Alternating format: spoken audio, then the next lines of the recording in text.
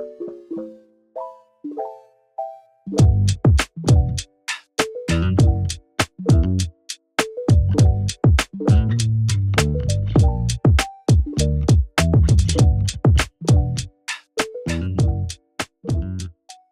everyone, welcome back to a new video. In today's video I'm going to be doing a peach set of nails. These are the colours I've chosen from Madam Glam. I have got Daystar and Flirty. I thought these would be quite nice colours to go with the peaches. I thought I'd use Gold Leaf. I haven't used Gold Leaf for a long time, but I thought it would make a nice touch to the set. And these are the peach water decals I'm going to be using from Nail Sugar. They're called Abstract Peaches. You can save 10% on Nail Sugar's website using my code NATMUG10, and you can also save 30% on Madam Glam's website using my code NATMUG30. So for this set, all of my nails are going to have the same colour. So Flirty is a sheer gel polish colour, but it's great for doing French nails. So we're going to do 2 coats of that to all 4 of the nails. And then the good thing about these decals is Karen has done them so that you can cut them off in strips. So what I'm going to do is these kind of more medium-sized peaches, I'm going to cut a strip out. Now my nails are quite long. The tips are quite long that I'm using. So it does transpire that I end up cutting this strip in half. I thought I'd use these more medium-sized ones. Can you see? So I'm just going to snip the top off this bit because I don't need the black part. That line obviously is part of the border. But I folded it over, and on the particular tips I had, half of the strip was like the perfect size, which I thought was very convenient. However, I do have a slight issue. See, look, ta-da! So if you're going to do it this way and you're doing a client with long nails, you are going to need quite a big stamper, because can you see? It was like, I was like, oh no, the strip's too big. But I thought, right, we're going to give it a go anyway. Right, so I placed the decal upside down on my stamper like I usually do. Cover the back with water. You want to make sure it's moisturised. No, you don't want to soak it, but you need to make sure it's got enough water on it. Okay, and then after several seconds, now do this very slowly because this is quite a big decal, like it's quite a large area. But what I decided to do was, right, the backing peeled off great and I was really pleased. I thought, you know what, I'm going to do it this way. I done it like that. Obviously, if we're doing that on a client, it's obviously going to be a bit trickier. You probably have to do it the other way. But for me, using the tip, it was just easier doing it this way. And then I'm just going to cut off any excess decal that hangs off of the tip or the nail. And look at that, that's done. If you want the peaches to be a bit more vibrant, you're going to have to, once the backing peels off, at this point here, you're going to want to like colour the peaches in with some white gel polish. I couldn't be bothered to do that, so I just stamped it straight onto the nail. But the peaches would be a bit brighter if you coloured the backing with a very thin layer of gel polish and then cured and then stamped. Yeah, but obviously, as I said, I didn't do that. I don't have the patience for it, to be honest. Okay, so this is Daystar. We're going to put a blob of this on our palette, and we're going to make 2 French nails using this gorgeous colour. This is such a nice colour. Don't know why I'm whispering. I usually go up one side, and then you could turn your client's hand around and like up, and then you could do the other side. Don't be afraid to move your client's hand wherever you want it. I know there's some people out there that think that their hand has to stay completely flat, straight out in front of them.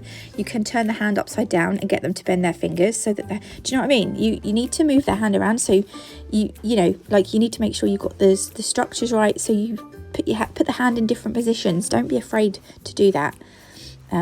Just saying. I mean, it's easy for me to say I'm doing on a tip, you know, but you know, it's not, yeah, anyway.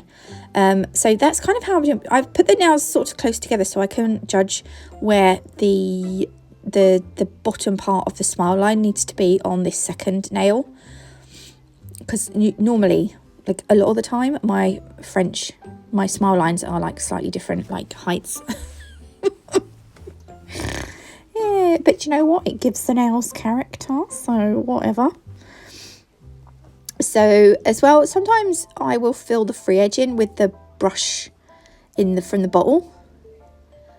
And yeah, but just this time, because I had gel polish left on the palette, so I just filled that bottom part in with the gel polish from the palette. And I just wanted to move the gel polish around a little bit. I didn't want to do 2 coats, so I just made sure that the polish had covered nicely so that it wasn't patchy. And then I'll bung those into the lamp for a 60-second cure. Okay, so this is actually base coat. So I want these nails, the peach nails, to be tacky, because this is where I'm going to add some of that gold leaf. Cure that in the lamp, and then all you're going to do is, I just took off a little tiny bit of gold leaf there. And then once I've got these out, look, I just literally pick off ever such tiny bits, and I'm going to place just little bits. I just want like little tiny flecks of gold between the peaches. So just take a little bit off and dab it on just between the peaches. And I'm going to do that like all the way down the nail until it looks something like that. And I just thought that was a nice touch. I thought it was quite nice. I'm going to do the same on the other one. And then these nails, I'm going to velvet matte top coat. If your client prefers them shiny, or they're for yourself and you prefer them shiny, do them shiny. However, I am going to add crystals to the French nails, so you might want to top coat after we actually know. Hang on. Yeah, you probably want to add the crystals now and then top coat, and then we do the other bit last. It's a bit confusing. I don't want to confuse anyone. This is how I'm doing it though. So top coat. Oh, right. I've left this in. This was a massive blooper, but I'm leaving this in the video so that you know not to do it. So the smile lines on my French nails, I wanted to do a little border using the same colour gel polish, and then I was going to sugar it. I don't know what it is. I always like my gel polish Frenches to have some kind of border. This time I was going to do it this way. So you know my angel dust, which I absolutely love, which is a very fine sugaring glitter. I thought for some reason I could do the same thing with this solar dust, but this solar dust is actually a pigment, and it's really not good for sugaring. As I came to find out, like I already knew at this point I'd mucked up. It just wasn't, yeah. So anyway, look, I'm going to skip forward, but look, once I tried to dust it off, once I'd cured it, like it looked quite nice cured. However, because the nail is got matte top coat on it, and it makes it a bit porous. Look, it's just gone all over the nail. Oh, so I've got some isopropyl alcohol, and I just wiped the pigment off. What a boo-boo. Right, so I'm going over it again. Right, this smile line is going to be slightly thicker than the other one because I'm having to do 2 coats on this, but just pretend we don't have that bottom layer on. This is the angel dust glitter, which like the sugaring glitter, which I'm sprinkling on. This is what we should have done in the first place. But there we go. Wait for it to like suck up and then pop it in the lamp, and I'm going to do the same thing on this one. So it's exactly the same process.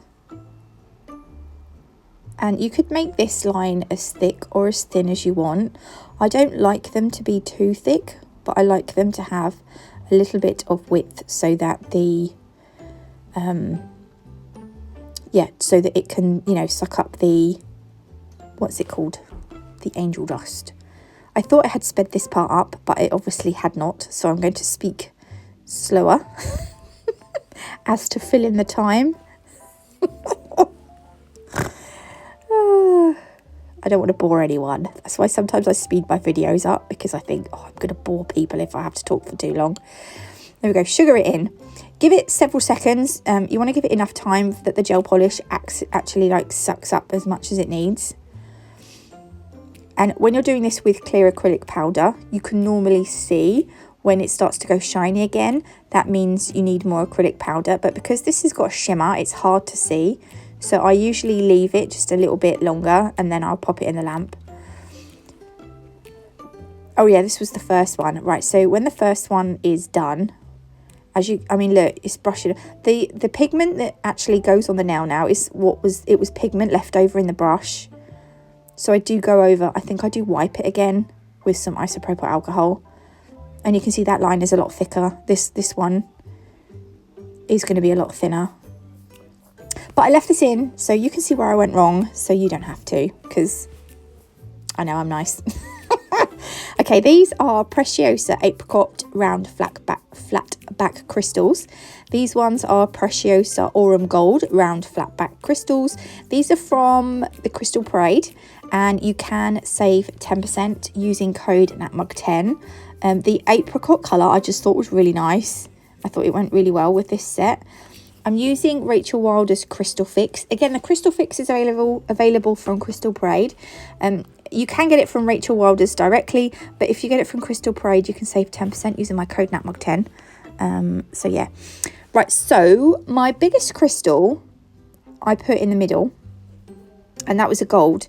And then either side, I'm going to put 2 of the apricot colours. Again, the one nearest the middle is bigger. So when I do crystal cuffs, as I go out from the centre, the crystals usually get smaller. I've only added 5 crystals on to this nail, but I am adding some rose gold caviar beads in between. And I think I add a couple on the very outside edge as well. I've got a tickle in my throat. I hate tickles in my throat because it makes me want to cough. And then sometimes it makes me sneeze. It's really weird. Right, one little caviar bead on the edge. See what I mean? Right, when you add crystals, sometimes it's better to add the crystals before you top coat, because when you top coat, you can then you can butt the top coat up to the crystals, but never go over them. If you go over them, they'll lose their facets and they'll lose their shine. But if you butt up to the crystals, it just gives them a little bit more extra security. But obviously this isn't a client, so I don't have to worry. Right, I'm going to do the same on this nail, and then I'll show you them finished. That's them done. I hope you like them, mistakes and all.